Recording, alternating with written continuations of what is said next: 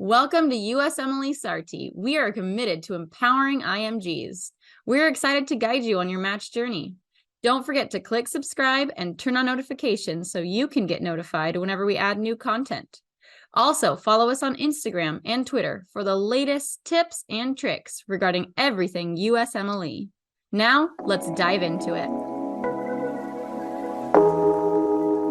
Good morning, good afternoon, good evening. Welcome to day 2 of this workshop on interview preparation. And this is focused primarily on all of you who have applied for the match this season. And I want to know the next steps, what to do in the interviews, what is actually a remote interview and things to avoid. So anything and everything around your interview preparation, what questions to ask, what questions to prepare, and so on.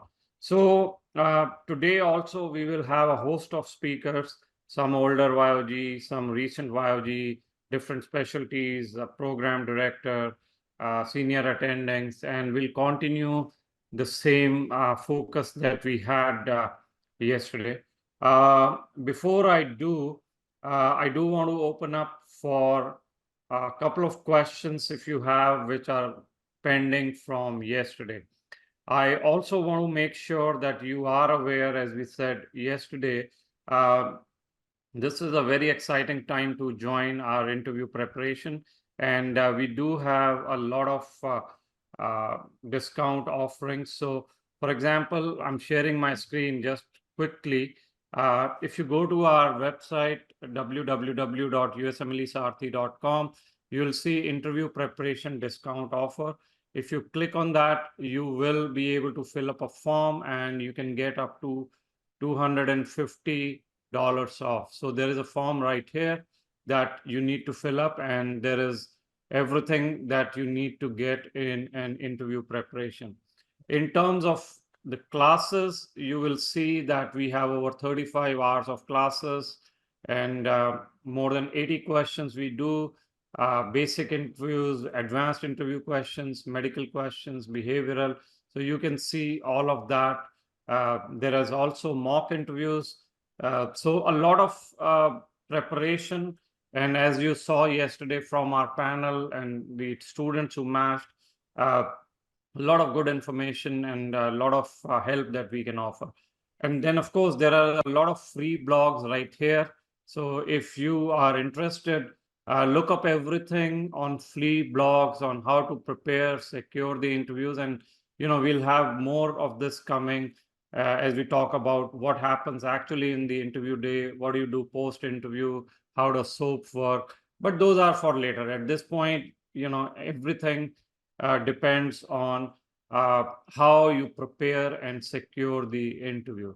So with that said, again, there's a lot of discounted offers to our interview preparation plans that take you all the way to the rank order list and match day and SOAP. So fill up this form if you are interested, and then we can talk about it.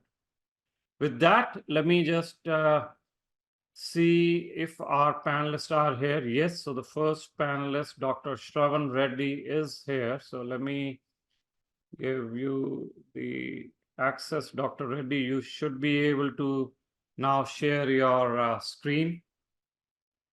So Dr. Reddy is a senior attending, and I'll let him introduce himself. So Dr. Reddy, welcome. Thank you, most important question, as you introduce yourself, we want to know what programs look for in the applicants. That's one, maybe 2 or 3 tips. What things to avoid in the interview, and then your favorite interview question. So maybe we'll start with your introduction first. Yeah, so I'm basically double board certified in family medicine and emergency medicine. I currently practice as an urgent care physician, part-time. In addition, we also have our training company, USMLE. So that's kind of a little background about me. Now, to answer the first question, what do they look at to give you an interview?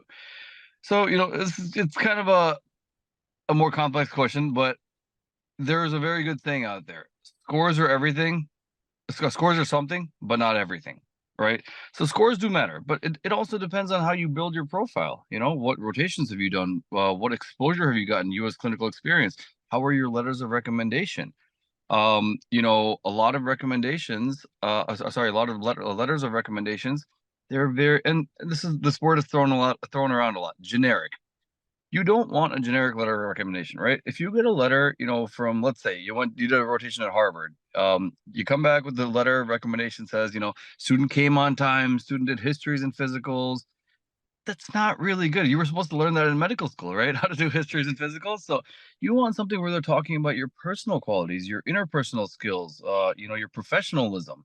Because end of the day, what is a letter of recommendation? It's an opportunity for the doctor that you rotated under to communicate to us, the people who are interviewing you, through one piece of paper as to why you should be my resident. So that's what you got to get done, you know, and that's what you got to tell your doctors to do. And, you know, as you get involved in, you know, more in each rotation, they themselves will be like, all right, this person is, you know, going above and beyond. That's what we look for, right? So that's what you got to show during your rotation and your interview. Another topic that I do want to touch up on is during the actual interview. So I haven't done interviews since COVID, since my son was born. But pre-COVID, you know, we're sitting in the room with you guys for 45 minutes, 50 minutes, an hour. It's face to face pre-COVID. Right now, and we have one of our other doctors, Dr. Tom Wojda, joining. He's APD at UPMC. He'll probably go into a little bit more detail on this, but now after COVID, everything is virtual. These interviews are lasting maybe 10, 15 minutes with the faculty member. The burden of responsibility is now on the applicant, where in those 10 minutes, you got to prove to them that, you know, that you're their guy or girl. Because in the past, you know, if you're sitting face to face with someone in a room for 45, 50 minutes, you can get a lot of information across. Now try doing that over Zoom in 10 minutes. It's going to be a little bit harder. So that's why it's very important, you know, Usually Sarthi also offers, you know, these mock sessions and a lot of preparatory sessions. It's very, very important. We keep our ears and eyes open for these buzzwords, right? You know, we wanna hear those words. And if we don't hear it, you know, our thought process begins to change, right? Another very important thing, when we interview people, we are not looking for the smartest person. We are not looking for the hardest working person. All right. We are looking for a resident. And what that means is it's basically you got to show us during the interview that you're going to be a resident. And what does that entail? You know, show me that you're going to get your job done, potentially go above and beyond, help your other team, because hey, residency is, you know, you guys are one unit. First year, second year, third year, and the attendings for internal medicine, you guys are all one unit. If one link breaks, there's a chance that everything breaks, right? So you want to make sure that you keep all these things in mind when you are doing. Oops. Yep. I think Dr. Tom Wojda may have joined, but as he's getting set up, I do want to let our audience know that if you want mock interviews with Dr. Reddy, Dr. Wojda, of course we can help. So let us know. And also, Dr. Reddy and Dr. Wojda do offer a lot of good rotations. So again, like he was saying, majority of you would have already submitted your applications, but if you're looking for very, very hands-on rotations, very, very personalized interactions with the preceptors, let us know and we'll help you set up with those rotations. So I think Dr. Wojda is there. He's joined with your link, I think, Dr. Reddy, but right. Dr. Wojda looks like you are driving. Yeah, he's traveling. Tom, are you there? Yeah, he's there. I think he's muted. So I will be off camera soon. All right, Tom. Tom, but we can't hear you. Can you turn up the volume?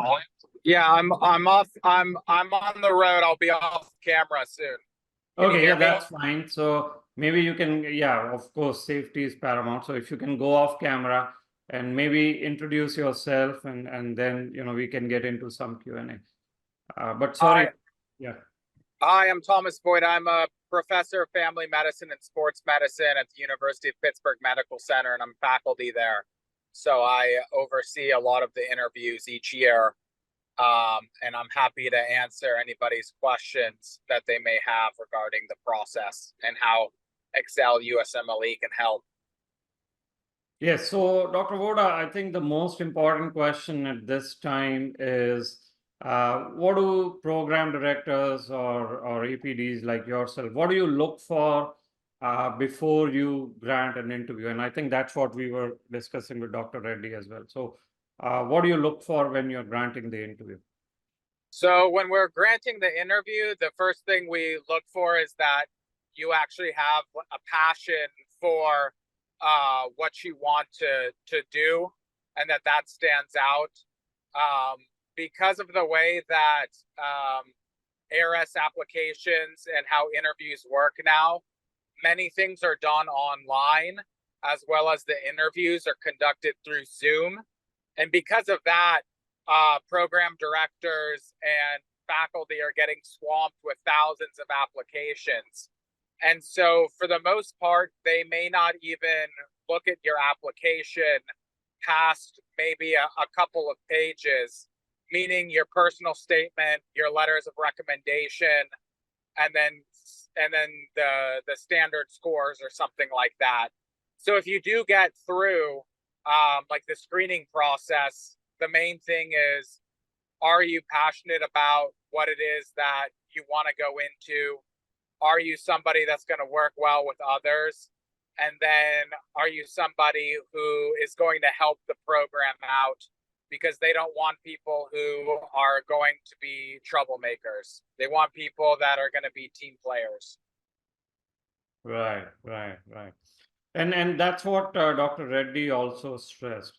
So I guess then the other relevant question, a lot of students want to know, what are the things to avoid? What are absolute no-nos during this 10-15 minute of Zoom interviews that you have consistently seen, the mistakes you have consistently seen being made?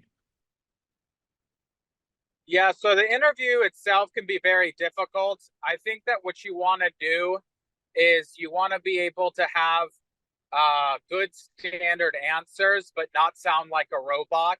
A lot of times what will happen is after the interview is over, the faculty will rank you, they'll give you scores, and then they won't think about you until January or February when they're doing their rank order list. And they'll review their notes from that. And if they say like, oh, the person sounds like a robot, or the person was weird, or the person didn't seem that interested during the interview, they're going to rank you lower, even though that may not have been the case at all. Maybe you're an introverted person, but you have to understand that you have 15 minutes for the rest of your life. So for 15 minutes, you have to basically put on a performance, and the performance is somebody who's interested in the program, wants to learn more about what the program has to offer, wants to be engaged in the program, both academically as well as in the community, and has kind of a strategy and a plan for their career that's active and that isn't going to need a lot of hand holding. What ends up happening with a lot of people is they'll be timid, they'll be too shy, they won't be able to articulate why they're interested in the program specifically how they want to specialize. Okay. I'm actually going to stress, Pawan, I'm going to stress on one thing that Dr. Tom was saying. That's very important. It's that communication is key. And more importantly, communicating in the language of a program director is much more important. So we really don't care about, if you have a very thick accent from your home country. That's not what we're looking at. We want to see if you're able to communicate, right? Because 10, 20, 30 years down the road, that's what you're going to be doing, communicating with patients. We don't care about the accent. We care about, hey, are you able to get your point across? So very good point, Tom, Dr. Tom. Yep. And again, to our students, if you need help from Dr. Reddy or Dr. Wojda, just let us know. Sonia and Sneha from our team are there. So we'll help you connect and get some interview training there as well. So the other question, Dr. Wojda, a lot of it being made for signals and geographic preferences. How's your program looking at these signals, or you think they will look at it? Do signals matter, or do geographic preferences matter? The signals really only matter if you truly have a connection there. We've seen multiple times, and I've gone through it in our interview process, where somebody will signal the program, but they really don't have a connection, and it's more for, oh, their partner, their couples matching, and their partner only can do specific places, and it has really nothing to do with the program or that they have family or a connection. And so we don't really like that, because it means that they're not really interested in the program at all. It's more to do with somebody else, or something that has nothing to do with the community. The reason that those signals and stuff were put into place is just because everything's moved online now. And so it's a way to kind of dissuade potential applicants to not apply to so many programs. It really doesn't have that much to do. Is you can not signal something and still have a connection to a program, and a program will grant you an interview. It's not going to hurt you. The signaling stuff was only really used to prevent applicants from sending out applications to everybody. I see. Yeah. Dr. Reddy, let me ask you, what is your favorite interview question that you've seen, either the best answers or the worst answers?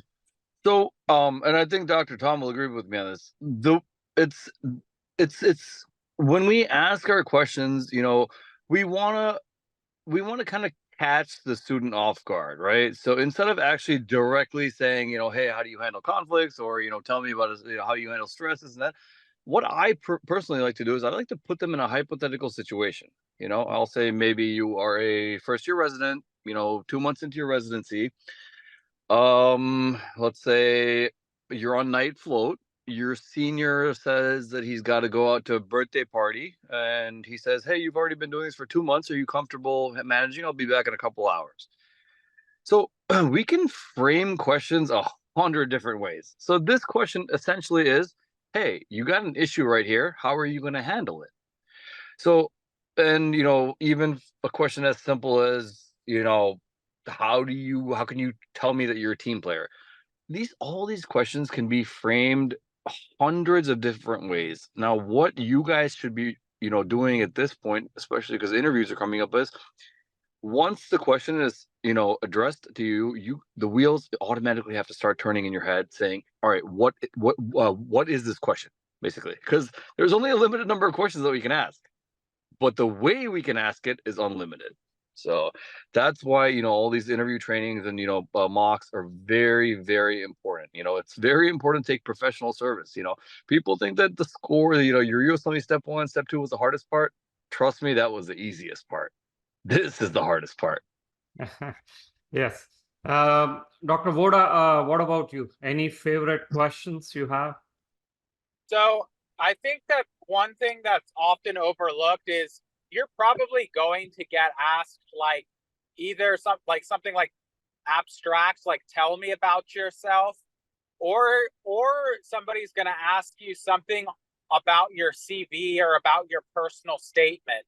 And so you have to kind of really know that anything that's on your ARIS application is free game for you. As I remember when I was doing my sports medicine fellowship, one of the program directors asked me about one of the studies that I had put on my CV, and it was from 7 years ago and had nothing to do with sports medicine, but they wanted to know that what I put on my CV, that I actually was involved in it, and that I wasn't just somebody who just did something just to do it, and then I forgot about it, or I didn't actually care that much. So I think that that's a really important thing to know, is that, if you're putting a study on your CV, if you're putting like a volunteer thing on your CV, you have to have a genuine answer to like why that's important to you and how your experience in that can actually help the program. It can be really anything. You can tie anything into what would make you a good applicant for a residency program, as long as it comes from, as long as it's genuine to who you are.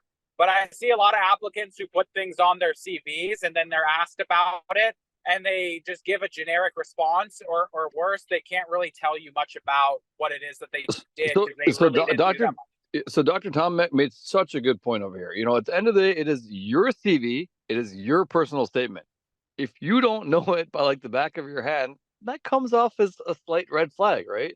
You need to know everything. Yes, we have, great, mentors and opportunities where we can help you build it. USMLE Sarthi offers such great services, but at the end of the day, it's your CV. If you don't know how to, if you don't know what's on it, it doesn't look too good, right? Yeah. Well, thank you very much, Dr. Wojda and Dr. Reddy. It was a pleasure. And again, to our students, if you are looking for rotations with them or interview preparation, mock interviews, let my team know. We will be in touch and we'll help you connect with them. But I do want to thank both of you. You took time out of your busy schedule. Both of you are driving, but appreciate your time to help out IMGs as they start their. Yep. Thank you so much. Take care. Good luck to everybody.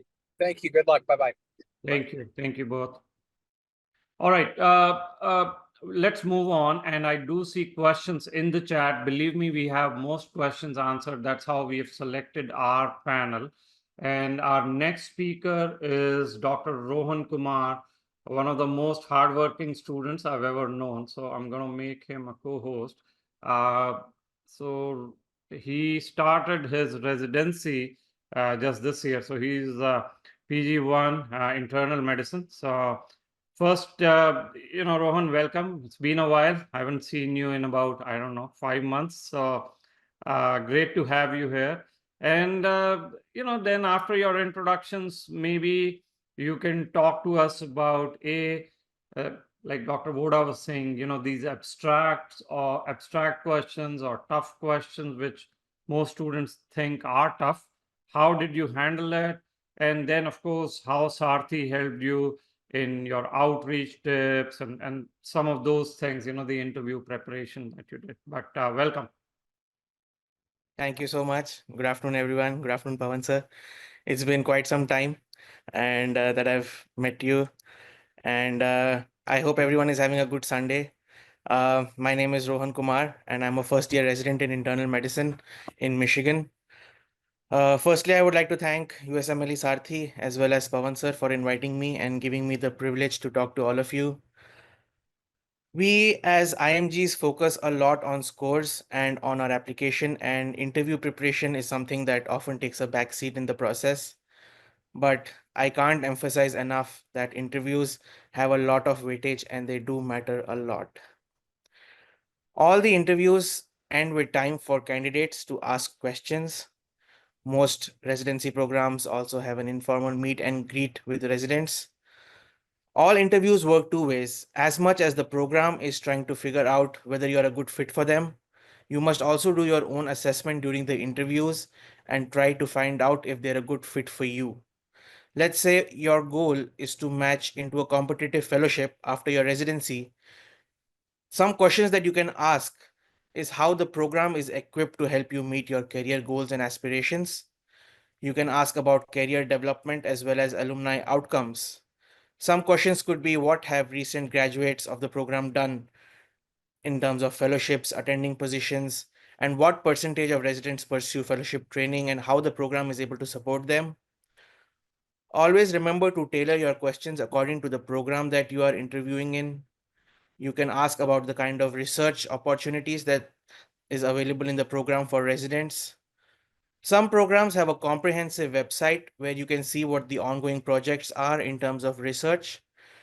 If you have prior research experience or have done something in that area of interest, you can always bring it up in the interview and say that this is something that I can contribute to based on my prior experiences. That goes on to show that you have actually researched the program prior to interviewing with them. and it shows your interest. Based on what your priorities are and what you're looking for, always you can ask about program structure, program curriculum, work life balance, wellness, program culture, environment, teaching, mentorship, clinical exposure, location, lifestyle. Closing questions like, are there any aspects of the program that you think stand out and that I, as an interviewee, must know, is a good way to end the interview. These are a few tricks and tips and tricks that I learned from Sarthi that will help you stand out amongst your peers. Another thing that I wanted to talk about today was how to handle tough and behavioral questions. There's obviously going to be times when you will encounter questions that you haven't prepared for. For example, if an interviewer asks you, what will you do if the night team is repeatedly making mistakes in sign offs? So, these kind of questions is something that you will encounter in some of your interviews. This, I would like to discuss how we can go about answering them. Firstly, take your time to think, never rush into an answer. All these behavioral and difficult questions don't have a right or a wrong answer. The interviewer just wants to assess how this candidate handles pressure and what is the thought process that this candidate has. Practice common behavioral questions. Sarthi has a comprehensive list of common behavioral questions, and then when you have mock sessions with them, you can practice and get constructive feedback on them. Most of the behavioral questions are related, and you can have a mental template to use. A good way to handle these questions, I would say, is to think of the STAR method. STAR stands for situation, task, action, and result. So you can explain the situation so that the interviewer understands the context of your answer, and that gives you some more time to think as well. Next, you can talk about the task, the problem, or the challenge at hand. Then you can describe the actions that you personally took to handle the situation and to reach the end goal. One thing that I learned from Sati was when you answer these questions, you can highlight skills and character traits that you think are relevant to the question and you can address in your answer. Like in this question, you can highlight your communication and interpersonal skills. Residency programs often look for qualities like adaptability, teamwork, communication, and professionalism. So, in a way, you are showcasing your abilities indirectly in these behavioral and difficult questions. Lastly, you can explain the positive outcomes or results of your actions and efforts. So, coming to the question that we had, a suitable answer would be if the night team is repeatedly making mistakes in sign offs. I'd first identify and understand the specific root cause. I would then communicate constructively with the team to offer my support and clarify the processes. Coming to the action, this would improve transitions, reduce errors, and enhance patient safety. Remember, always emphasize how you handled challenges, learned from difficult situations, and how you grew as a result. Like if asked about a failure or a conflict, focus on what you learned and how you improved as a physician and as a team member. Coming to the next topic that I wanted to talk about was after interview follow up strategies and letter of intent. People and often programs tend to have different views and opinions about after interview follow up strategies. Some do not encourage or prefer after interview communication, and they have this mentioned on their websites, but most programs allow it unless specified. I personally feel and recommend that it is important and it leaves a positive impression and it demonstrates your continued interest in the program. How Sarthi taught me and how I prefer is that my opinion would be to send a thank you email within 24 to 48 hours of the interview, ideally. Address each interviewer by name and mention something specific you discussed during the interview, such as any particular aspect of the program or something that you resonated with or enjoyed talking about. Keep it short, express gratitude for the opportunity to interview, reiterate your interest in the program, and highlight one or two key reasons why you believe the program is a good fit for you. This will help you personalize thank you notes and make ranking decisions later as well. Some programs offer second look visits, which might be in person as well. They are generally not mandatory, but they offer valuable insights, and I would recommend going to them if possible. Beyond your thank you email, avoid excessive follow up strategies unless you have a specific question or significant new information to share. Like an important research publication, a new step update like a step 3 score update, or an important award that you have received. Later in the interview process, if you're certain that a program is your top choice, you can send a letter of intent expressing that they are your first choice. So, what is a letter of intent? A letter of intent is different from a letter of interest that you send when you're interviewing or before the application process starts. The letter of intent is a formal communication that you send to the residency program to express that they are your top choice. The purpose of this is to convey your enthusiasm as well as your intent to rank the program extremely highly. The timing of this is very important. Sarthi taught me, and I recommend sending it later in the interview season, usually after you have completed all your interviews and are certain that this program is your top choice. Now, the question arises, how many programs do you send it to? So, the answer to this is you have to maintain credibility and honesty. So, I would recommend sending it to only one or two of your top choices. If you send it to multiple programs and you don't end up matching, it can harm your reputation and choices next year. How to do it? Have a clear subject line which says letter of intent, your name, your specialty, and your residency application AAMC ID. Address it to the program director, express appreciation for the interview and reiterate what you liked about the program. Refer to your notes that you had made when you had interviewed with the program to reference something specific from your interview to personalize it. Clearly express that this program is your top choice and close by reaffirming your enthusiasm. Some don'ts that I don't want to mention are don't send the same letter to multiple programs. Don't overwhelm the program with multiple follow up emails. Don't demand information about ranking. So, the last thing that I wanted to touch base on was how to set the perfect connection with the interviewer. To set the perfect connection with the interviewer, it is essential to project yourself as someone who possesses not only the necessary medical skills but also the interpersonal traits that make you an ideal colleague and a team member. What interviewers and the program directors are looking for is someone that who they can work with for 3 years and is a good fit for their program. They look for candidates who possess strong interpersonal skills, professionalism, positive attitude, and the ability to work in a team environment. What I was taught by my mentors and by Pawan sir at Sarthi is that there are some key characteristics that all your answers must reflect, which are the fundamental core of a good medical practitioner and a good human being. These are empathy, compassion, integrity, responsibility, teamwork, humility. So, all your answers must be directed and answered in a way that you project these qualities. During interviews, program directors often ask about hobbies, interests out of medicine, and how you spend your free time. Why they ask is because they want to gain an insight into your personality, interests, and work life balance, which can help assess your compatibility within the program, culture, as well as ability to manage stress and maintain well being during residency. So, in conclusion, building the perfect connection with the interviewer means showcasing both your clinical skills and character, emphasizing empathy, teamwork, and work life balance. And all this will demonstrate that you're a well rounded individual who can thrive in their program.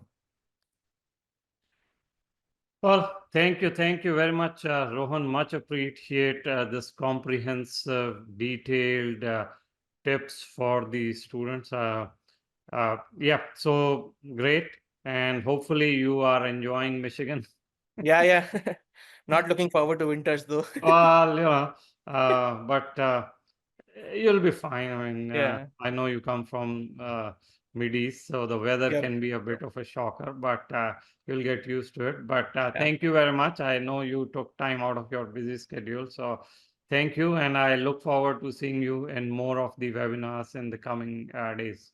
Sure. Thank you so Thank much for this thank you opportunity. very much. Thank you. Thank you. As we move on, our next speaker, Sarah Marins, is already here. Sarah, are you there? I can see you on the screen. Yes, welcome, Sarah. So I did want to welcome Sarah again, one of our students, but with a different perspective. Older YOG, and how do you tackle the year of graduation? How do you, as an older YOG, connect with the interviewers? Tell them that you can actually not only offer guidance to other residents, team members, but you're also teachable. So, Sarah, welcome. Why don't you introduce yourself and then pick it up from there? So much, Pavan, for this opportunity. It is always a pleasure to share with Sarti team, Sarti students, my journey towards my match.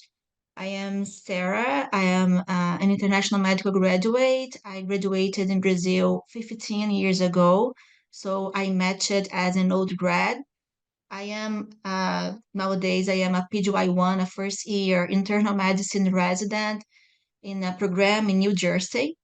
And I had the privilege to prepare to my journey with the START team with very experienced mentors. And so I'm glad that I can be here today to share with you. Thank you again. So Sarah, tell us your experience as an older YOG. How did you deal with the YOG? What were programs more interested in knowing about you as an older YOG? How did you convince them that, a YOG is just a number? Sure. Being an international medical graduate, graduated for so many years, more than 10 years, a very old grad, is very challenging, but it's a possible journey with success if you have the right strategy. For example, the programs want to know if you are a lifelong learner, if you are teachable, if you keep seeing patients, if you are really excited about medicine. So to prove the programs that I worked hard on my rotations, I did several months of rotations, more than 6 months of rotations recommended by the SART team with program directors, mainly program directors.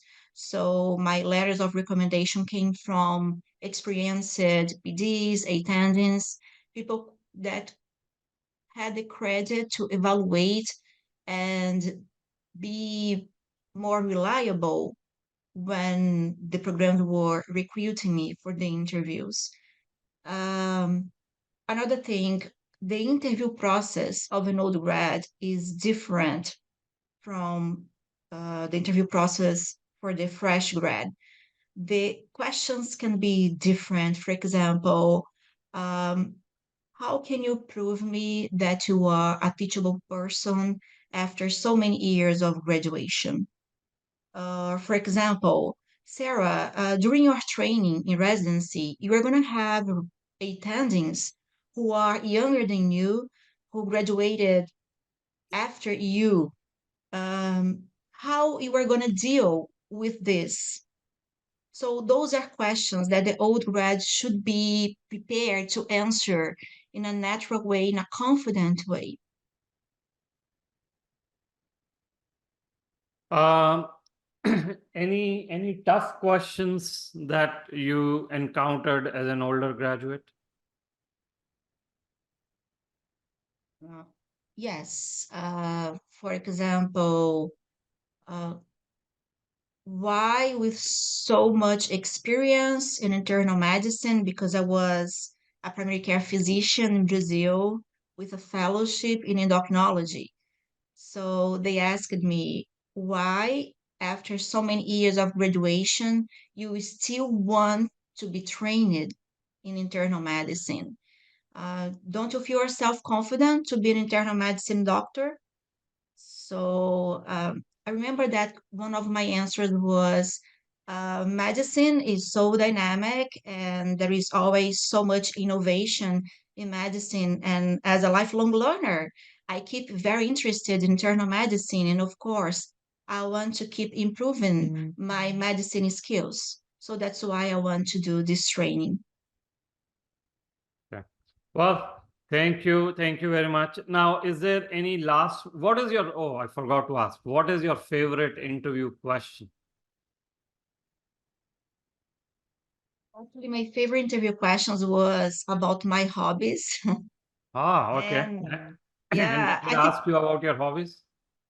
yes, almost every interviewer asked about my hobbies, what I like to do during my free time. And I believe that's not a nonsense question. Many people don't take that seriously. Uh, that's not just to break the ice during the interview. Uh, Answering about your favorite hobbies or what you do during your free time is the one of the best ways to connect with the interviewer. So, for example, if the interviewer like to spend time in the nature, and I'm a kind of person who loves to visit national parks, state parks, so that's a great opportunity to create this kind of connection with your interviewer and make this person more engaged with you during your interview day, and it can count point in your favor. Yeah. And was there any question that you wanted to ask or you asked the interview panel, when they gave you an opportunity? So what did you as an older YOG wanted to know about the program? Yeah. So, for example, I believe that an old YOG is a person who can be able to teach. So, one of the questions that I asked was, considering that I can bring to the table my maturity throughout the years of practice, uh, how many times I would have the opportunity to teach the medical students who rotate in your program? Or how frequent can I teach my junior residents in the future as I become a senior? So I would like, many times I was asking about opportunities to teach.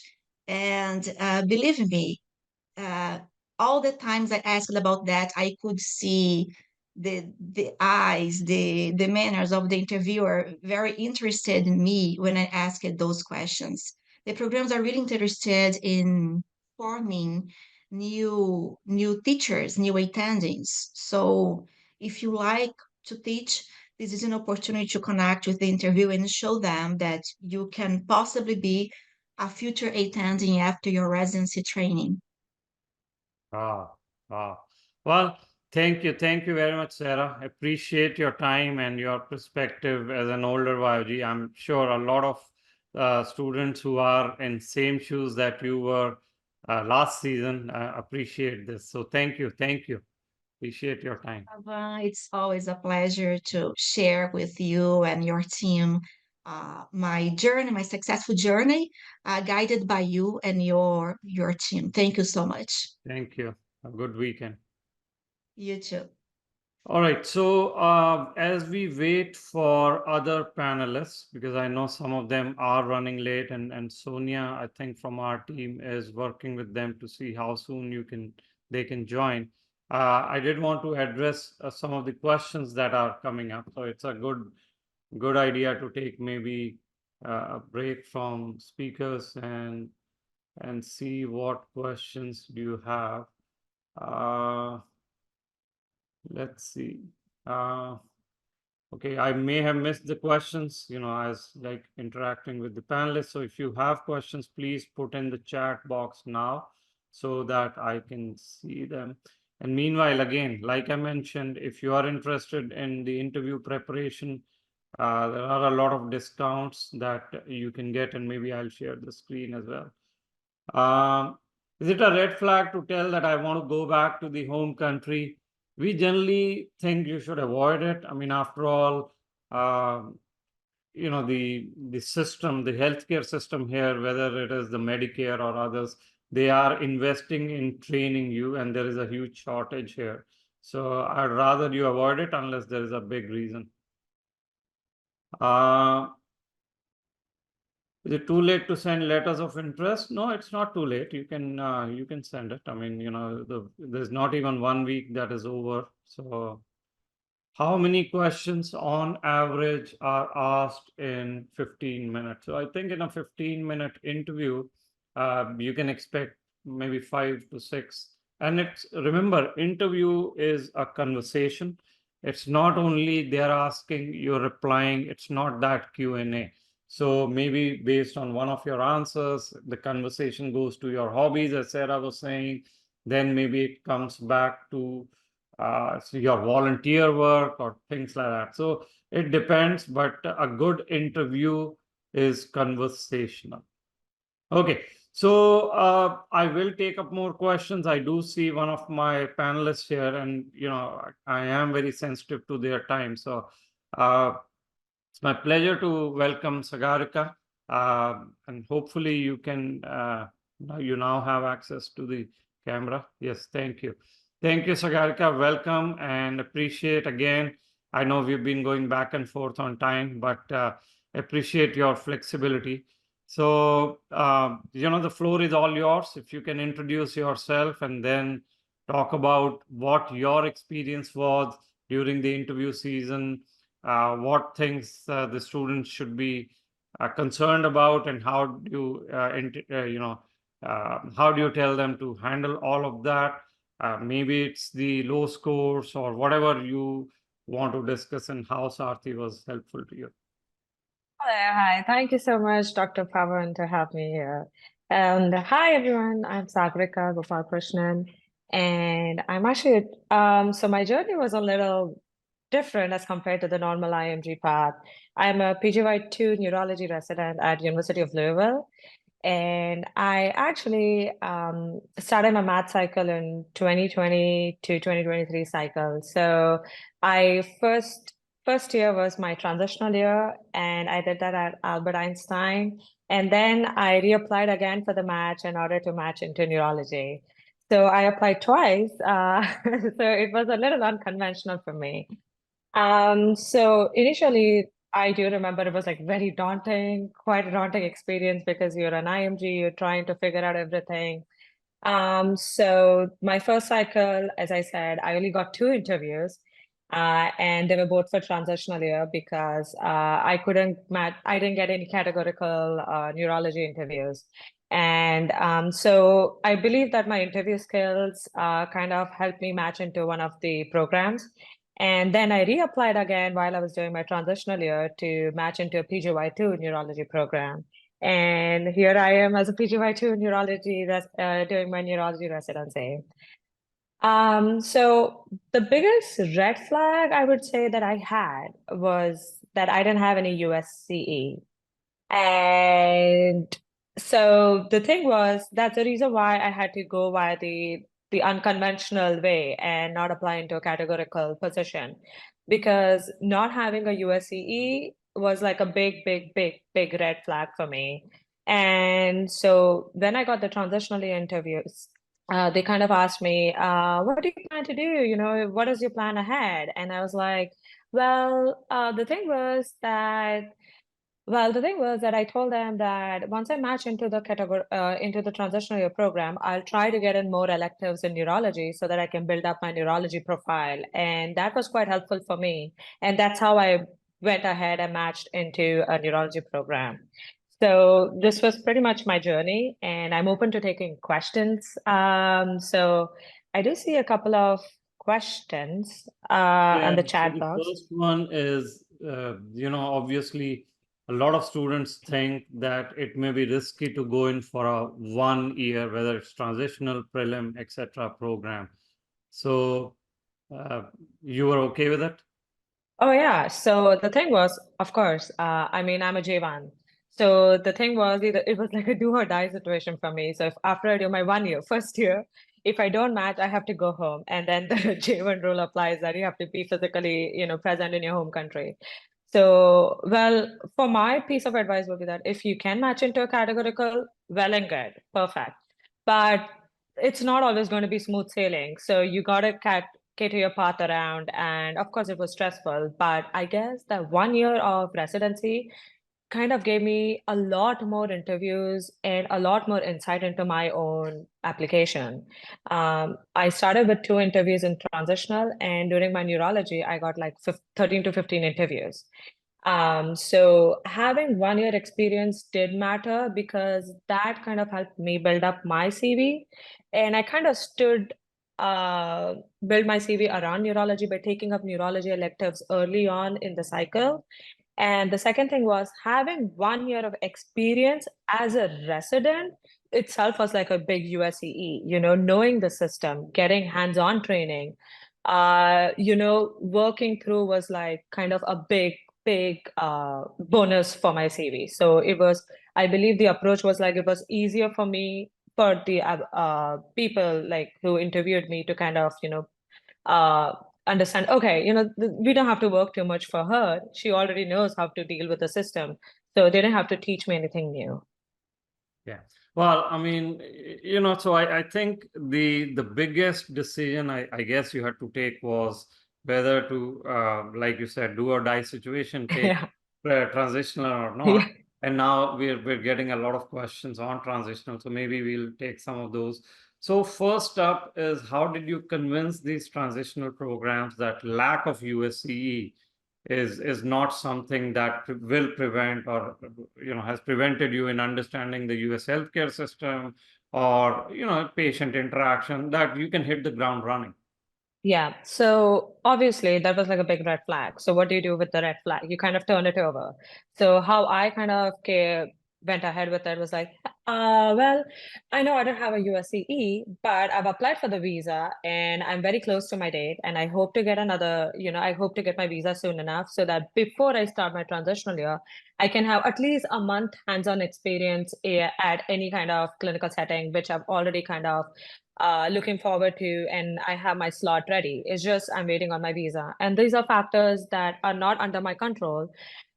So in order to kind of get more experience, I am doing an away rotation, like kind of, having like sitting at home and kind of doing what we call as virtual kind of Yep. yes, away electives or whatever you can call it. And so that I can get an idea of how I can talk to people around, get an idea of the system, the EMR system, type and go about it. So that kind of, I guess, that is what my PD liked about me, is that how I'm trying to work with limited resources, and that I'm hopeful about what I plan to do next. I have things in order. It's just that something that cannot be controlled, but I'm still trying to figure a way around it. So that was the outlook that he really liked about me. Yeah. And the other thing, I'm seeing these questions. What are the other skills, experiences? What do transitional programs look for? So transitional programs, they kind of look for a clear-cut mindset. Like, what they want to see what you're going to do next. They want to see that you have a plan, because if you don't, then it puts a lot of issue or stress on the program itself. And every program wants to be like, oh, this is my student, they kind of did their first year from here and then they moved to a good place to do the second year. So it kind of like, you have to make sure that the program looks good taking you. So what are you going to offer to the program? It's like, first is your clear-cut mindset. This is what I want to do. This is what I want to go ahead with. And this is how your program can help me. And this is how I can help you. So having a clear idea of what you want to do is the best thing. So I told them that I'm very interested in neurology, and that's the go-to for me. But in order to do so, I need the USCE, and I believe getting like a 1 year training in your program is going to set me, along with the electives, is going to set me at a level better than, the rest of the candidates. And I'm very confident about that. So. Okay, well, the questions keep coming, so I'll ask. So did you tell them that you are not applying to any categorical at this point, and only positional? So I was honest. You need to be honest in your interview. And I was like, well, I applied to categorical, and what I think could have potentially happened with my CV is a lack of USCE. But I'm more than willing to make it up with, going ahead with trying to match into your program. And before I come to your program, I'll kind of do another USCE. Meanwhile, also try to build my research perspective so that I try to get more into my CV. So.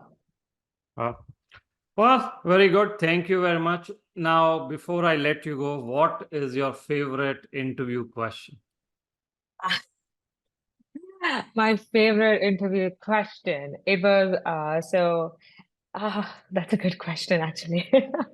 My favorite interview question was what do I do in my free time? That was, I think, the biggest interview question that I had. And I told them that I enjoy cooking. I love cooking. I'm a vegetarian, but I kind of cook all non-vegetarian dishes. So when I match into your program, I'm going to have you all over for a wonderful dinner. So that's how I kind of concluded it. And my current program liked that answer. So that's why I'm there. And And what is one big mistake you really want everyone to avoid in the interviews? do not lie. Do not lie. If you have, they're looking for candidates like who know how to kind of, if they have limited resources, for example, even if you don't have USE, your scores are low. What are you planning to do next? What do you see as your mistake? And what do you want to, how do you overcome that? Like, even if you think that this is something that impacts your application, be honest about it, but tell them that what you're planning to do with that. And don't don't flaunt your flaws. That's all. Like, if they ask you, that's when you go for it. Otherwise, don't reflect it in any way. Yeah. Well, thank you. Thank you again very much, Sagarika. I appreciate your time. This was very, very helpful, especially the insights in the transitional year. I think a lot of students need that clarity. But Yeah. again, very, very appreciative of the risks you took. Not many people do that. I So, agree. But yeah, thank you so much. And all the best to everybody. yeah. Thank you. Thank you. Bye. And as I wait for other panelists, let me go back and answer questions. And before I do that, again, for those of you who joined us late, we have a very extensive interview preparation program. In fact, if you can see the screen, go to our website right here and click on the interview prep discount offer. So usmlesarthi.com, interview prep discounts offer. So you will see that we are running a big discount only for this week. And once you fill up the form, we will get in touch with you. Additionally, there is a lot of free resources as well. You can click on this free interview preparation blogs. So as we get started, as some of the speakers Rohan had mentioned, we do extensive interview classes, but there is a lot of free blogs as well that you may find interesting, a lot of videos, but we have extensive, more than 35 hours of classes. You can know all about our the various classes, the topics we cover, how frequently we do it. They cover more than 80 questions, and then of course you can do mock interviews as well. So take a look, fill up the form if you are interested. And I think we will fill up these spots by this Friday. We have very few spots left for interview preparation. Most of our students are already with us in gold or platinum plans, bronze plans, turbo plan. So interview preparation tends to be very, very limited. But if you are interested, fill up that form. And now I do see our next speaker, Dr. Prabhune, Dr. Anagha Prabhune, and she has had an interesting journey as well. She had a home country residency. She's a neurosurgeon from India, and now she moved into neurology. Let me give you access as a co-host. So she moved into neurology. She knows all about work-life balance. I mean, she has a family, and she is just a superwoman. So, Anagha, welcome. I know you're rushing I from your hospital, so yes, literally, I just reached like catch 15 your minutes. breath, and we'll wait. Yes, no, absolutely. Thank you so much for this opportunity. Let me just quickly open up the agenda questions that we had for today. Yeah, don't worry about it. Okay. Your journey was very different, so Okay. you can talk about what I think students want to know is Uh-huh. change of specialty, right? A lot of us have changed specialties. So change of specialty, technically you are an older YOG, right? How did you overcome that? Mhm. And then, yeah, how did you, schedule your interview? Scheduling seems to be a big question. When should I schedule? So on and so forth. And then, of course, how Sarthi classes and how Sarthi in general helped you. Yeah, of course. Thank you so much. So I changed my specialty from neurosurgery in India to neurology. It was a big challenge. So initially, you have to first decide to make the switch. And then you need to have a targeted plan because it's not going to be easy. Everyone will just keep asking you, why are you switching? Do you not like neurosurgery anymore? So that's not the real issue why I switched, but I wanted to pursue neurology. So switching whenever you go for your rotations, make sure you have the answer ready in your head because your preceptors will ask you, everyone that you rotate with, the residents will ask you why you're switching. That is really important. Um, Again, having an older YOG, I made sure my application was not incomplete. Sarthi really helped me with that to make sure we stay on the time. So now, obviously, we're past the application deadline, but they made sure that I submitted my applications on time. We had our CVPS reviewed. So that was everything was done stepwise. Following which, I think most important thing for me was Pawan's interview sessions, those short classes with him, because coming from India, it's really foreign to us as to how the culture here is, what interview questions are asked, and how to answer them. For me, joining Sarthi helped me with the interview prep for sure. More than application, I feel my best, strongest point from Sarthi was the interview preparation. I think these sessions with Pawan are short sessions and they're live sessions with a few students. So you can actually get a chance to answer these questions. So that was the first interaction I started having, preparing to actually see how to answer interview questions and go about it. Other than that, preparing my application, I made sure I had all the check marks on my application. I didn't leave anything blank, especially with a red flag of an older YOG. The only thing I couldn't get was step three. But I made sure I had three or four US LORs. I had some research. I had no gaps or I had adequate explanation for these gaps when I had some clinical experience. Even in my, I didn't explain too much of this in my personal statement, but I was ready with all the answers during interview. So if you're an older YOG, changing specialties, your interviews are generally will be based around that as to why do you want to switch and why do you want to come to us now. And I think preparation, nothing short of preparation will help you. I got 16 interviews, which was a surprising number for me, despite being older YOG. And but I did have good scores. But then again, I was almost 10 years out of medical school. So yes, I definitely feel Sarthi helped me stay on track. They guided me, and I think preparation for the interviews was really crucial. Yeah. And I know, you're of course helping students now, and we are daily seeing the questions students ask and all of that. So what are the main message you want to send out to the students at this point? Like the top two, three main message, other than saying don't stress out, because everyone is now stressing out. In 3 days, I have not received one interview. I get like 15 WhatsApp messages Yeah. every day. 3 days, I haven't received an interview. So, what are your messages to the students in general? Yeah, I will still say I will give four messages. First will be don't stress out. I was very stressed out in the initial phase. I only got one interview early in October from a place where I rotated because they liked me and they wanted me there.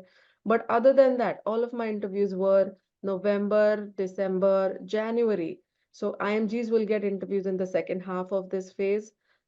Don't waste this time. That's the second advice. Use this time, start preparing. You might get an interview tomorrow and then you're not prepared. Because if you don't know how the season is going to go, that interview might be the only one you get. So make sure you make the most of this time, prepare for your interview, start preparing answers, practice answers with your friends, speak to yourself in a mirror, or now technology is so advanced. Record yourself and see how you sound, see how you are phrasing your answer. So preparation is the most important. Third thing, I would say keep reaching out to programs. Don't give up hope. Try to keep reaching out to your contact. Someone somewhere might be able to recommend your application. It's really hard for anyone to actually recommend applications because each program has a strict selection criteria. But nonetheless, keep sending outreach emails and keep trying to, reach out to programs. Okay. Before I ask you your favorite interview question, Oh, a lot of students are parents. They are challenged, cannot travel or had issues, etc., etc. How did you manage this work-life balance, and how are you managing it now? Because a lot of students still feel that residency will be very hard with the family and all of that. So, what are your tips yeah. for them? I could not have done it without my family's support. Either my husband or my mom have always been beside me taking care of my son. For my rotations, me and my mom actually traveled together because my son was just 9 months old. So it was more expensive. So you need to realize if you're doing that, it is going to be twice or thrice the cost, flying everywhere, staying everywhere. But I did it with my mom's help. Then we flew back. So we stayed for 6 months, got rotations, came back. It's going to be hard with kids, but you just have to plan accordingly. You need that manpower. You need, even if you're moving for residency, think about what daycares you will send them to, how you'll manage your finances. I think this was very important. I calculated how much I spend on daycare, how much would the rent be, how much goes on gas, utilities, like what are the rough expenses. With that, I would say it's been very tight, but I have still been able to make ends meet only because I'm trying to plan each year ahead of time. Like next year, how much am I making? How much am I spending on daycare? Other than that, family support, and you need to be really strong-willed. There will be hard days, but just keep the big picture in mind as to why you're doing this. Moving from India is a very, very big decision to leave your life behind and move at this stage. But if you're determined to do it and make sure your family is 100% on board. Because for those of you who are married, it might cause some rift, living apart or living in a different country. So just make sure you have these thorough conversations with each other before taking these steps. Uh, thank you. But before I let you go, Yeah. what is your favorite interview question? Tell me about yourself. I guess because and why did you switch? Why have you switched? I guess these are the two that I was always asked. So these have like ingrained in my mind. And what do you want to, what do you like asking as you're, working with the students? What do you like asking? The favorite question. I think I like asking their reasoning and their thought process behind choosing the specialty as to why do you want neurology and what brought you here. And I'm still not interviewing actively at our program, but why our program? That is one thing as to why do you want to come here? Because sometimes it's a smaller city and it's hard to explain that answer in an interview. Everyone wants to go to big cities, but how do you tell a smaller program that yes, I want to come to you as well? So I think, yeah. Well, thank you. Thank you very much, Anagha. Appreciate your time and go relax, spend time with your son. I appreciate it, and I'll see you later. Thank you so much. Thank Thank you. you, Rohan. Thank you for having me. Bye, guys. Thank you. Bye. Bye. All right, let's move on. Our next speaker, Dr. Shivam Gulati, is here. So let me give you access to the camera, Shivam. Hopefully you can now. Hello, Shivam. How are you? I'm good. How about you? Very good. Thank you for the flexibility. I know we had to move around things, but thank you for joining early. So welcome. And, you will bring a different perspective as a pediatric resident. So why don't you introduce yourself and then take it away from there? Yeah, sure. So I'm Shivam Gulati, and I'm an international medical graduate from India. I'm currently a pediatric resident at Ocean Clinic Foundation, New Orleans, Louisiana. So I've been doing research in University of Louisville, Kentucky for a while before I started my residency. And I'm passionate about hiking, working out, and I like to explore places. So I'm still in a new place. I'm still exploring this place and looking for things around and finding new friends and new company here. So Shivam, you can obviously talk about other things, but main thing is during the season or during an interview, how do you assess whether your season is going well, whether that particular interview is going well? Do you actually have time to assess all of this? How's Yeah, that sure. interview going? Yeah, I actually made a presentation, Pawan. I mean, if you're fine, I can share those Of course. slides with Yeah, you. yeah. Yeah, I mean, I got that agenda, so I was like, let me make something for you. Yeah. Well, thank you for taking time out. This is very impressive. Mhm. You should be able to share your screen, I think.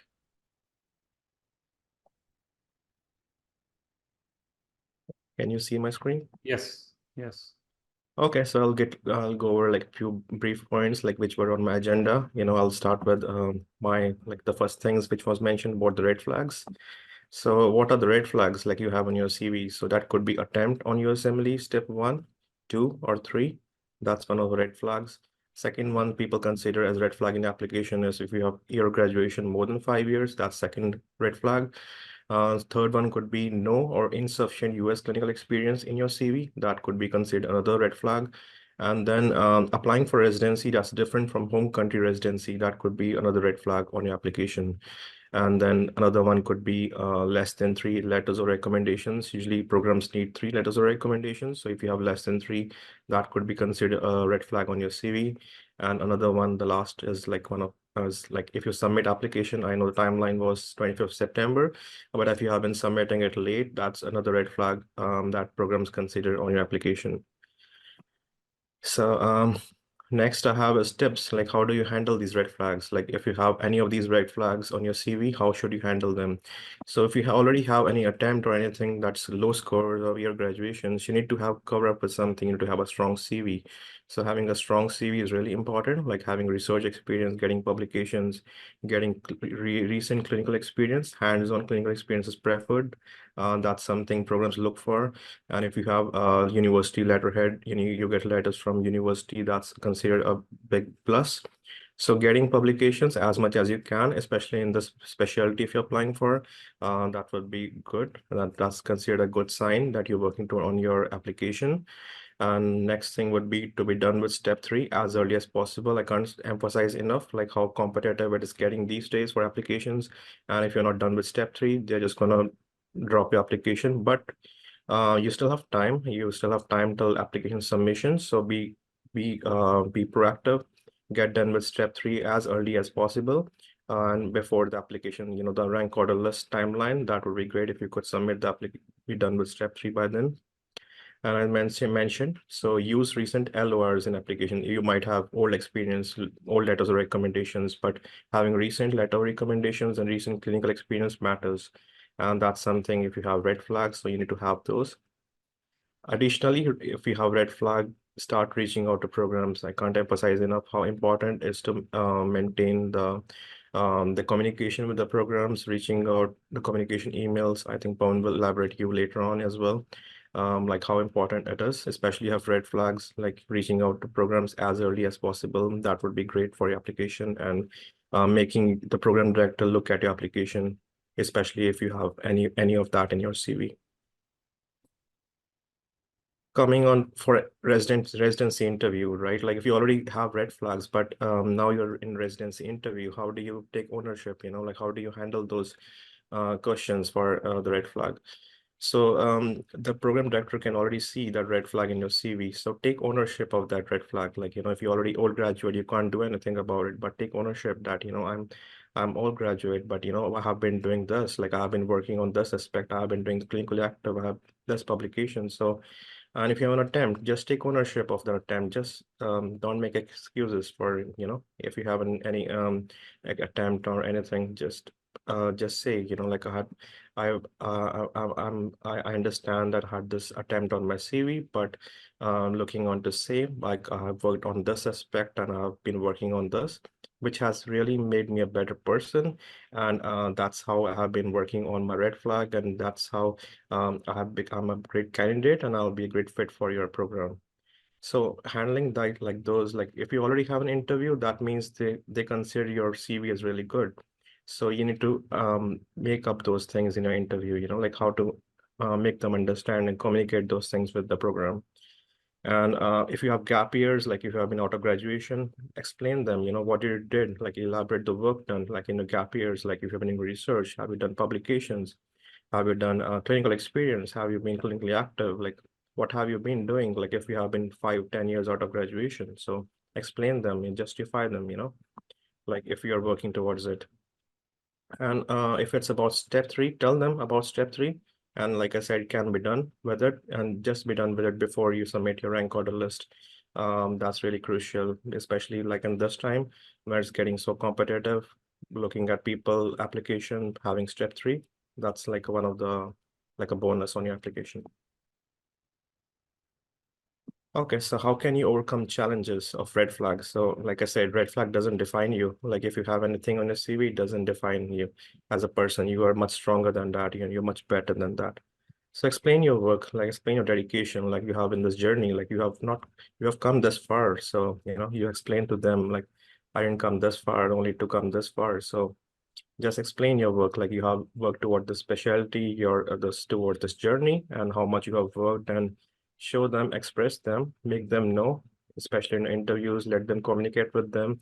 And once they understand your perspective, that's how you know that you have been working towards it. So, and you are dedicated towards that specialty.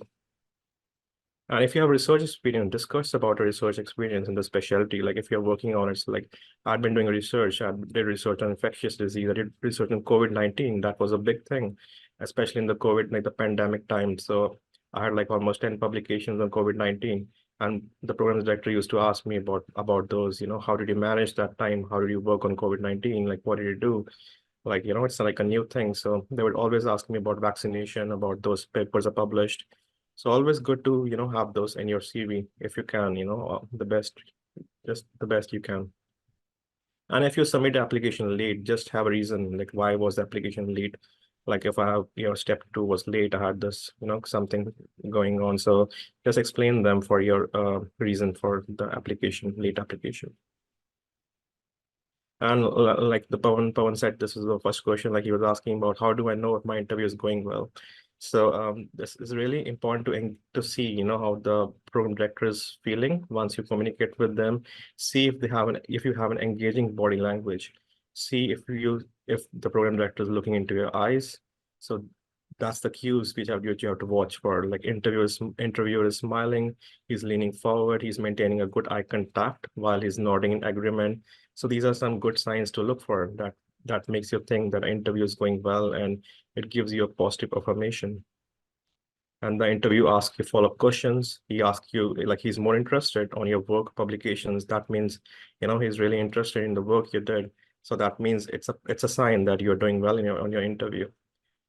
And an additional thing would be your acquaintance with the area. Like if you're applying for Michigan, if you're applying for New York, and if you have been staying there for a while, the program director can ask you about those things. And if you tell them, like, I was working here for a while, I was doing research, came here for a clinical experience in this place, and I have worked with this doctor. So that makes a really big impression on them. And that can really make your interview go really well.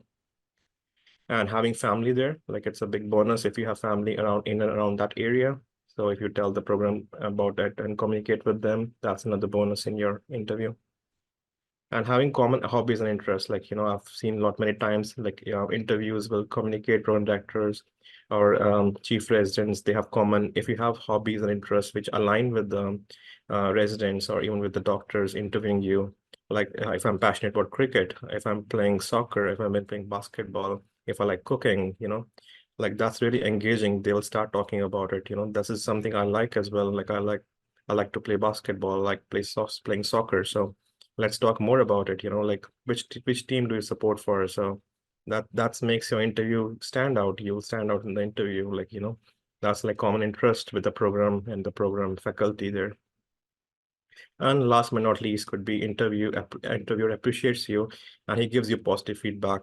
Even though this could be like a double-edged sword, like, you should never assume, like if someone is giving you positive feedback, making feel that interview is going really well, but something to look for, if the program director and other faculty have been constantly giving you positive feedbacks and you have been receiving positive feedbacks from other people as well. So that can make you feel that your interview is going well and something to look for, that you have a positive sign and you can match into that program. How many interviews do I need to have a 95% chance of matching? So there's no fixed number, I've seen people with 1 interview matching. I've seen people with 2, 3. So the thing is, more the merrier, the more interviews you have, the better it is. So I would say a good number would be something around 4 to 5 in today's time. Especially for the last season, like with they made really strict, people had been getting less interviews. So I saw people with 4 to 5 interviews matching.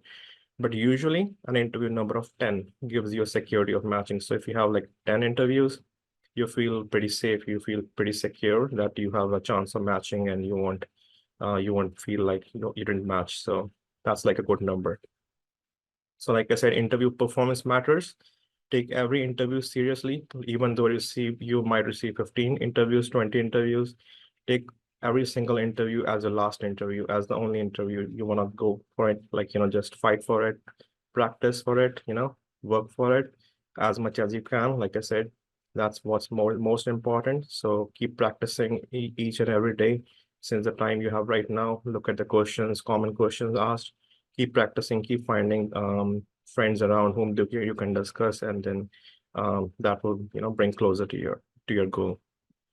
And last but not least, I said, I just want to follow up with this Game of Thrones. So brace yourself.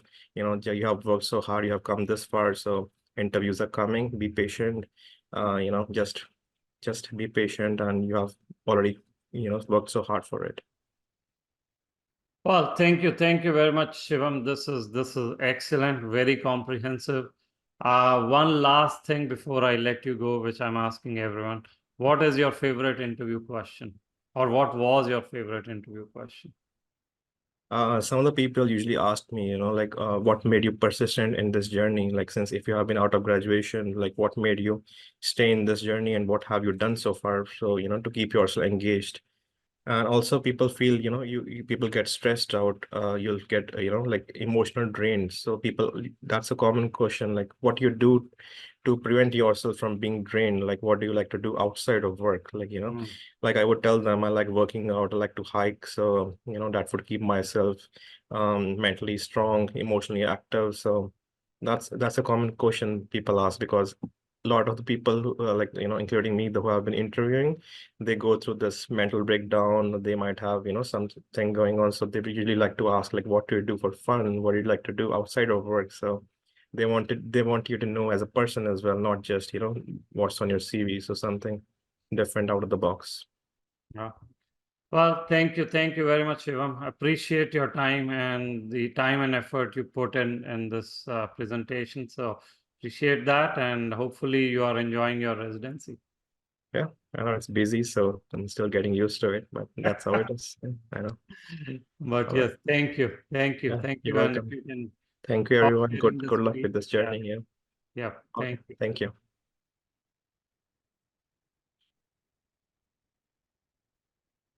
All right, let's move on.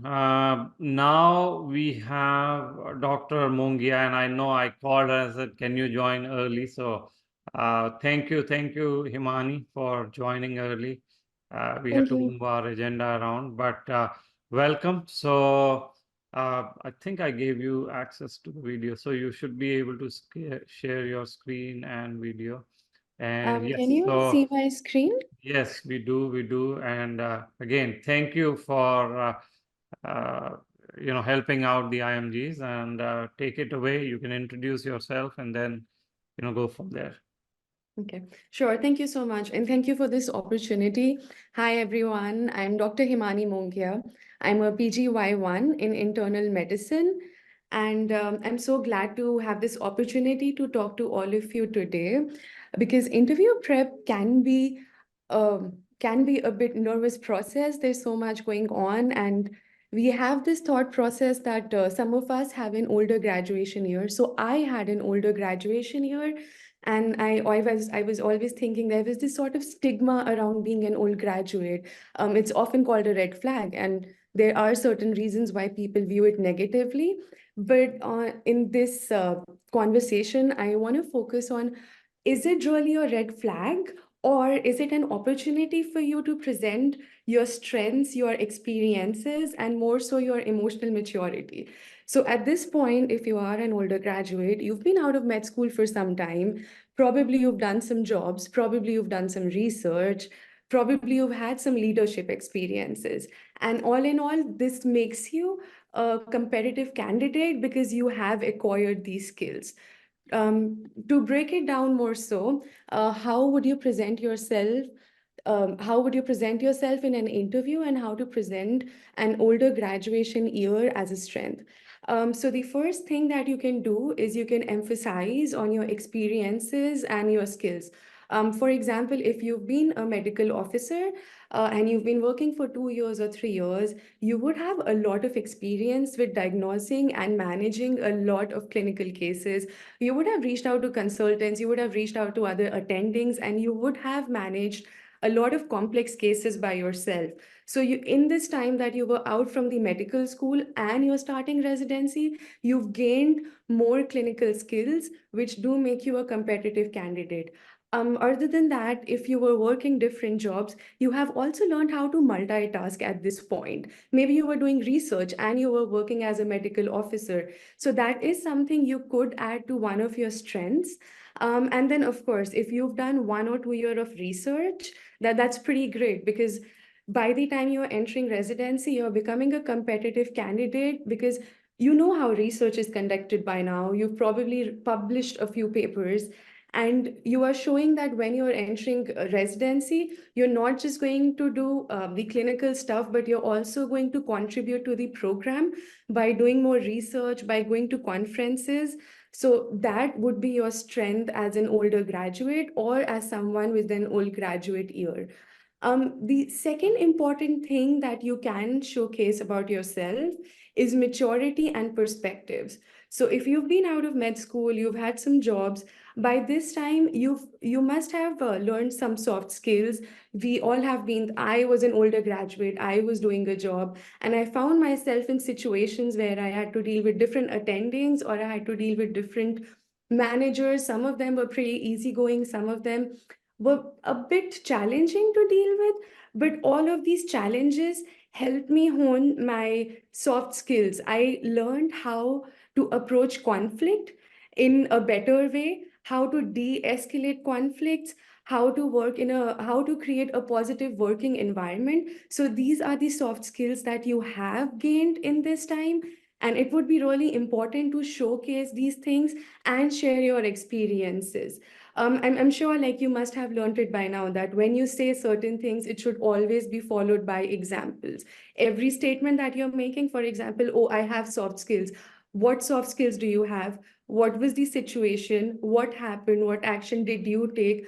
What was the outcome? And how did your soft skills make the outcome better? So this is how you would present your soft skills. And I think one of the good things when you've been an old graduate, you've had some jobs, or you've had some volunteer experiences, one thing that it adds to your strength are the behavioral questions, because those aren't hypothetical questions for you. And you would have found yourself in a lot of those situations about the behavioral questions. You would have had some difficult colleagues by now. You would have had some challenging attendings by now. So at this point, when you are an older graduate, sometimes it can be a stigma, and there's so many doubts sinking in. I want you to take a step back, breathe, relax, and remember you've done it all. You've literally had a lot of behavioral questions already acted out in your life. You've dealt with them, you've come out fine with them, and you are prepared for the interview. That is actually a strength. You don't have to think, oh, what am I going to do, because you've done it already. Just try to remember what you did and probably what you could have done it better to make it for a better outcome. But it is a strength, and you have to believe that in yourself. The next thing, why your old graduation year is a strength, or how you would present it as a strength, is that you might have taken a non-linear journey. You did not go to med school and residency and fellowship. You did not just do it in one go. You took probably a gap year here or there. But what you are showcasing here is your dedication to medicine. Even in this non-linear part, you were finding things which kept you associated with medicine. I would actually see it as a positive thing, that even though there were a lot of challenges, things did not go as planned, probably there were some financial things, and you couldn't practice your journey the way that you wanted, but you kept your dedication, your perseverance to medicine. And this is a strength. This shows strength of character, and it should come across as such in your interview, and you should talk about this thing. The next thing, how you can present being an older graduate as a strength, is you could talk about your long-term vision. Fine, you did med school, you did some jobs, now you want to do residency, but what is your long-term plan? That you're not doing residency in isolation just because it's supposed to be done, like it's a social construct, you do this and you do that, and that's how you become a doctor, not like Social construct.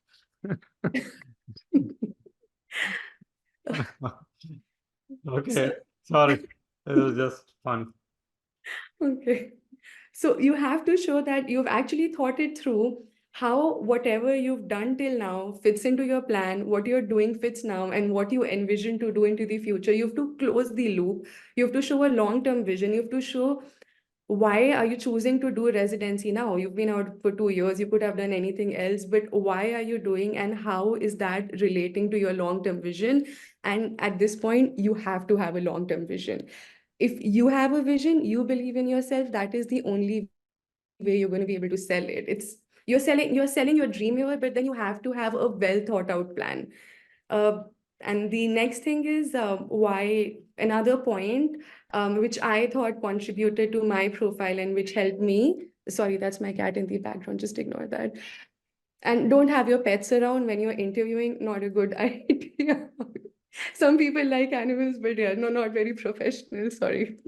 Um, okay. The next thing, which I really think helped in my journey, was having my own, showing how I have grown as a person, how I have grown as a physician. In my journey, it was pretty non-linear. I went to med school. Then I joined a humanitarian organization because I was really interested in humanitarian work, and I did a lot of research. I had a lot of leadership roles, and I grew as a person. I honed on my leadership skills. Um, I learned research, I did observational studies, but that's my journey, and I'm sure yours is as interesting and even more so interesting. You've done a lot of things, but when you talk about these experiences, show what you gained out of them. You did a medical officer job. How did it help you to grow personally? How did it help you to grow in your personal life? How did it help you to grow professionally? So everything has to have a reason that if you did this, this is how it contributed to my journey, and that's your strength, because you've had this time to explore other avenues in life. You've had this time to learn how to approach problems from different angles, different perspectives, and that is the value that you're bringing to the program at this point. And the last thing, and this is more so not just for the interview, but for you to remember as well, that you have come this far. You've submitted your application. You have shown a lot of resiliency, a lot of adaptability. You moved to a different continent, you did observerships, you gave these exams even when you've been out of med school for some time, you cleared these exams. You have already demonstrated resiliency, and that's something you need to remember about yourself. And this is also a strength that you have as an older graduate. You've had the time to work on being more resilient and be more adaptable. Okay, so but when you're an older graduate, there are some things that you also have to remember. It's about you have to accept the fact that you are again going to start as an intern. You're again going to start. I don't want to say it, but you're actually going to start again at the bottom of the food chain. So as an older graduate, always remember to be vulnerable. Practically, you have to show flexibility. You have to be humble. Probably some of you were in attending back in your home country. You have a lot of experience. But when you're giving a residency interview, remember that you would have to work as an intern. You would have the intern year again. You would have to do all of this cut work, and you have to accept that. One of the reasons why older graduates could be a red flag is because people think, oh, they are older, they've had so many jobs, a lot of them are attendings. Would they be comfortable stepping into a role where they have to do this cut work again, where they have to be an intern again and not have as much autonomy as they are used to, which is also the reality. So one thing that you have to remember is show flexibility. Say, I'm eager to learn, I'm humble to learn. I want to contribute as much as I can. I want to learn. It's a different healthcare system. It's a different culture. I want to learn all of those things. So always remember to show your flexibility, show willingness to learn. And yes, the truth is, it might be seen as a red flag as an older graduate, because there are people who just completed med school and are going into residency. But you should be able to talk about these things, and the only way you can do that is prepare beforehand about explaining setbacks. Write it down, go it over with your friends and family or other mentors that you have professionally. Ask them, does this sound okay? Does it make me look like a good candidate? And practice it. Don't show up to the interview unprepared to talk about your setbacks. Everybody's had that. Everybody's had some setback in their life, but the only way you're going to stand apart is if you're able to explain how you overcome your setbacks. And another important thing for me in my journey was having a peer group. I'd been out of med school for a while. Some of my friends decided they were not going to do a residency. Some of them were already in their final year of residency or completed. And I found that it can be a bit isolating experience when you're an older graduate and everybody's either done with it or not going to do it, and you find yourself alone. And I feel when I was in this situation.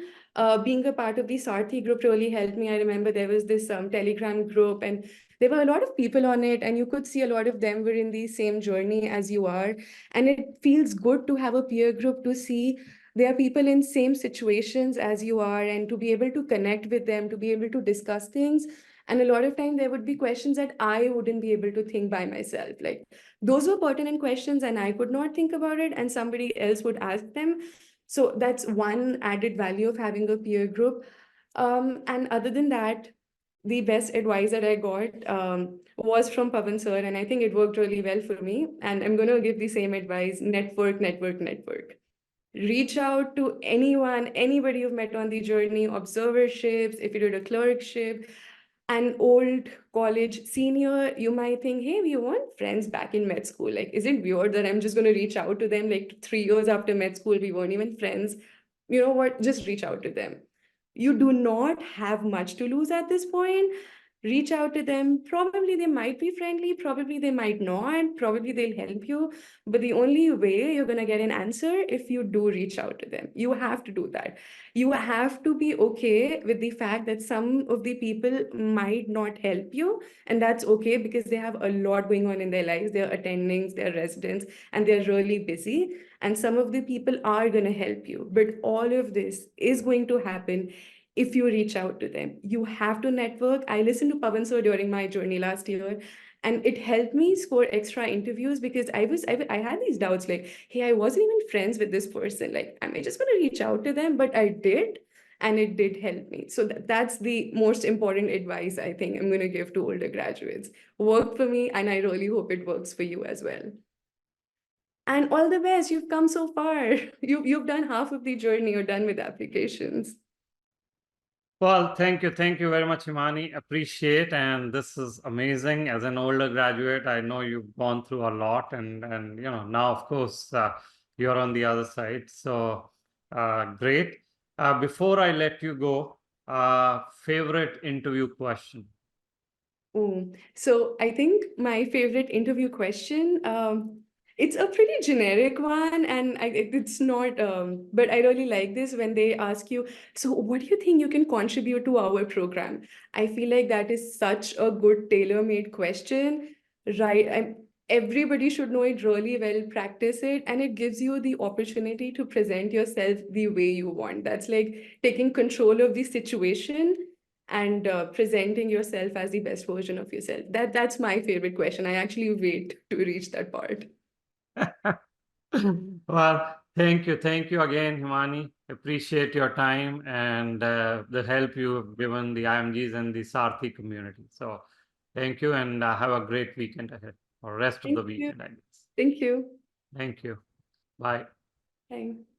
All right, so now let's back to some of the questions that you all have. I'm happy to answer questions, but before I do, as Himani also mentioned, the peer group. So yes, the peer group is important, and once you are part of the Sarthi team, we do have, as you can see probably here, you will be part of our Telegram group, and you can read all about our groups and how we help.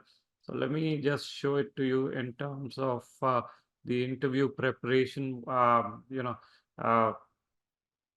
because she brought it up. So not only here, there's a Sarthi Telegram group. So we are almost every day, our panelists are there, and they are answering each and every question that you may have.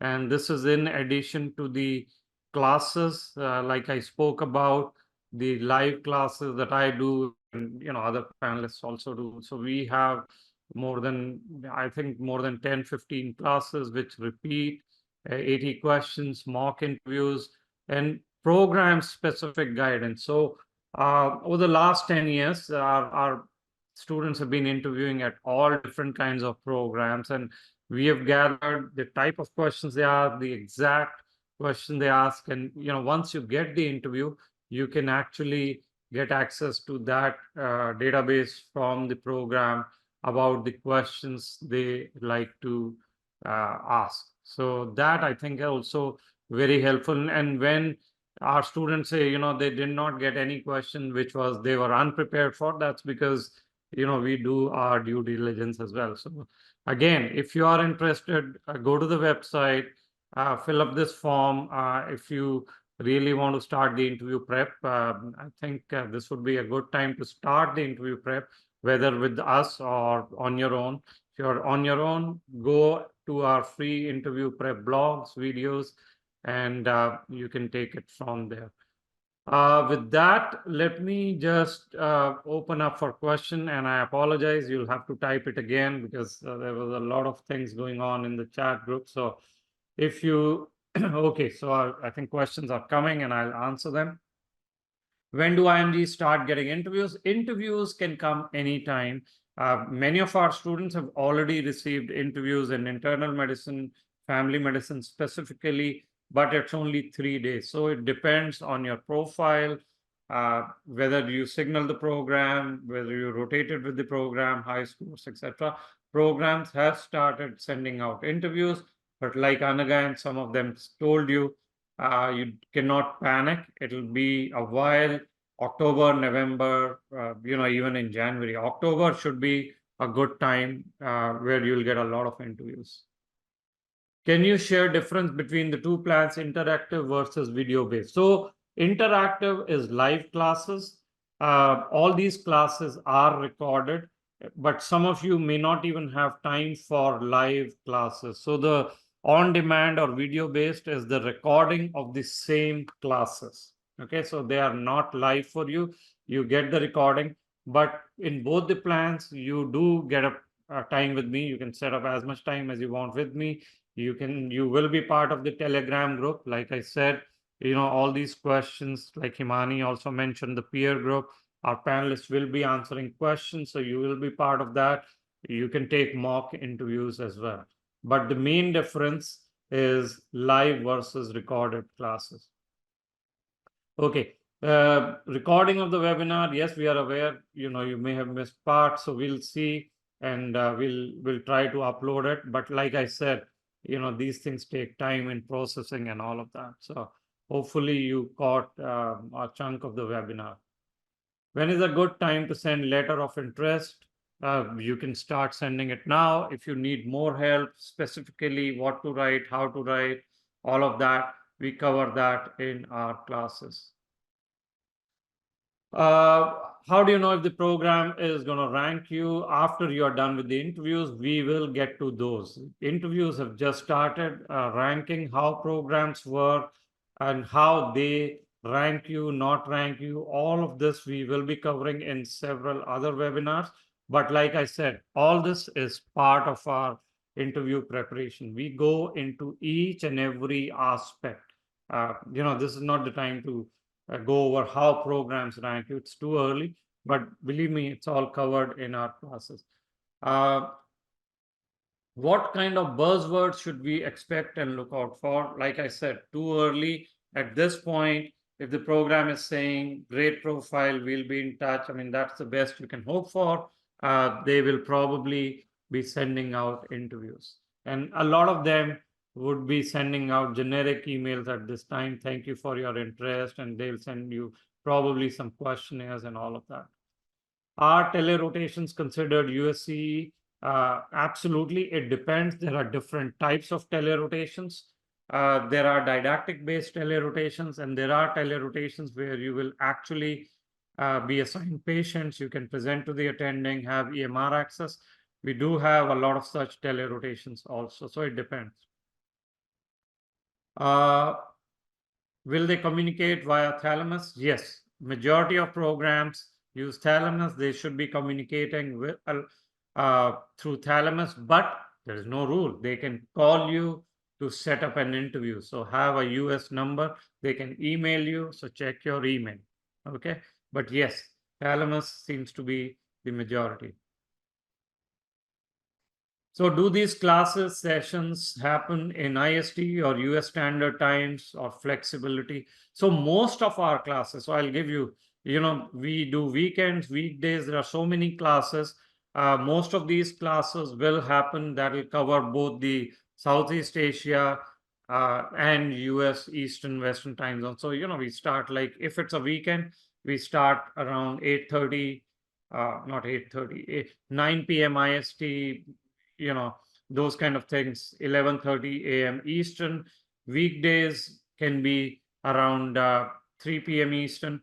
Remember, you are in the interview season, so you have to work the US time. So the times varies. We generally do Wednesdays, Fridays, Saturdays, Sunday. We try to cover most students. You can set up one-on-one meetings with me as well. And mock interviews, you can always reschedule at that time.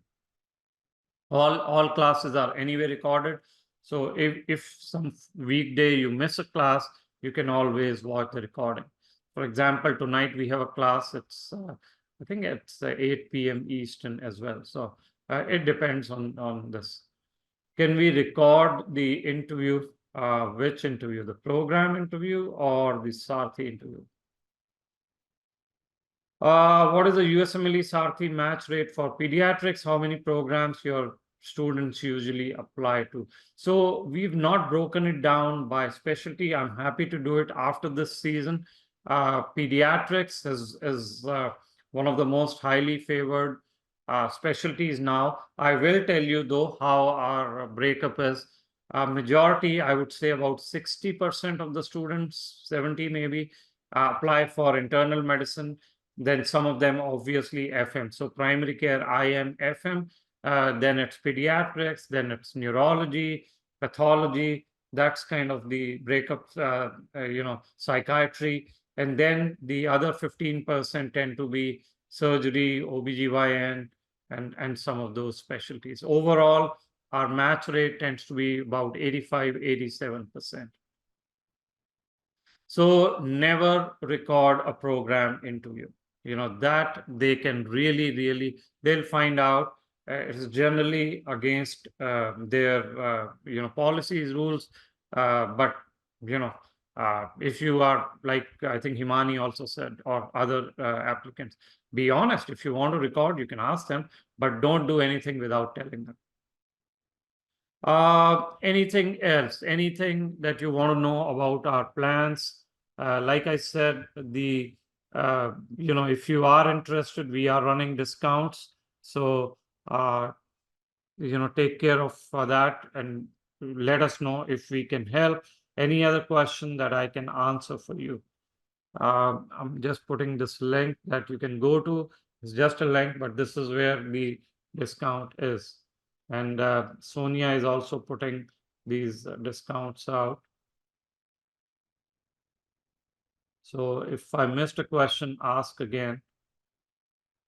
Can we take notes during the interview? I don't even think you will have time for the notes. Just because, interview is a conversation, you may be able to jot down a few bullet points. But again, remember, the most important thing in the interview is eye contact.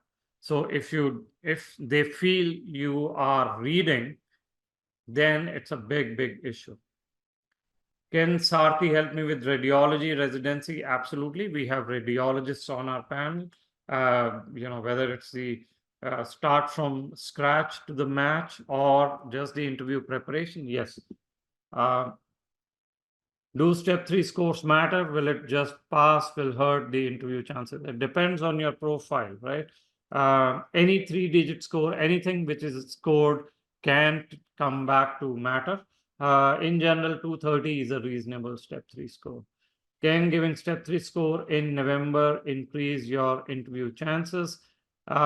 It can. It basically depends on if you're looking at step 3 to increase your interview count. So by the time you take it in November, your you are reporting to the programs mid to late December, majority of interviews would have been done by then and the spots. But like Anagha mentioned, there may be programs that have spots. There may be new programs that you can apply to, or you have already applied to, that would be open to you.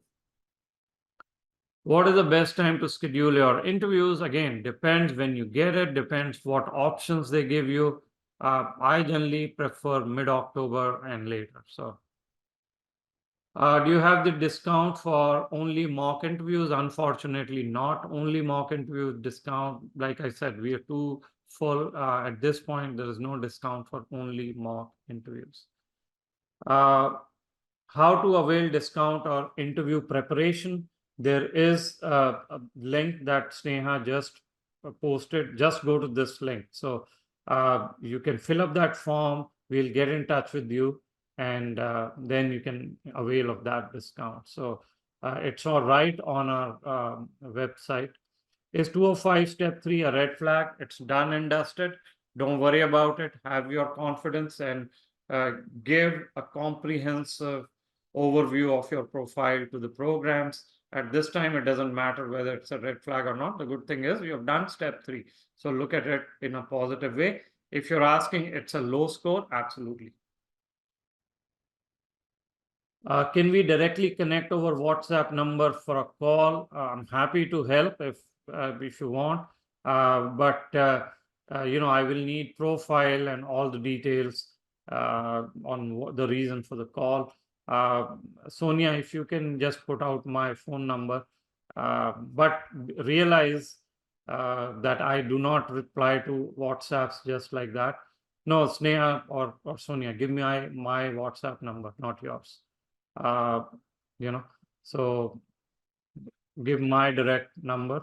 I cannot promise I'll get back to you. I have classes to take today also.